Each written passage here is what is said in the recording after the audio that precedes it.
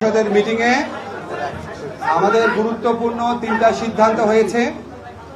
আমি এই read out করবো। এটা রিড আউট করার পরে আপনার সিদ্ধান্তগুলো জানতে পারবেন।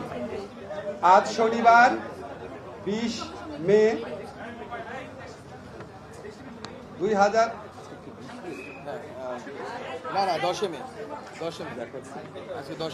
আচ্ছা, আমি আবার থেকে পড়ছি। হ্যাঁ, আজ শনিবার 10 মে 2025 তারিখে উপদেষ্টা পরিষদের এক বিশেষ সভা অনুষ্ঠিত হয়। সভায় আন্তর্জাতিক অপরাধ ট্রাইব্যুনাল আইনের সংশোধনী অনুমোদিত হয়েছে। সংশোধনী অনুযায়ী আন্তর্জাতিক অপরাধ ট্রাইব্যুনাল কোনো রাজনৈতিক দল, তার অঙ্গ সংগঠন বা সমর্থক গোষ্ঠীকে শাস্তি দিতে পারবে।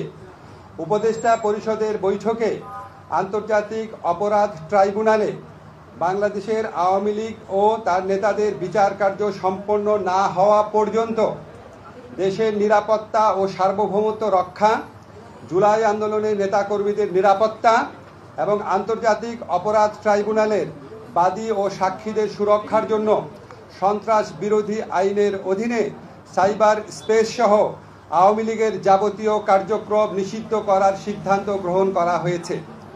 এ বিষয়ে প্রয়োজনীয় পরিপত্র পরবর্তী কর্মদিবসে জারি করা হবে।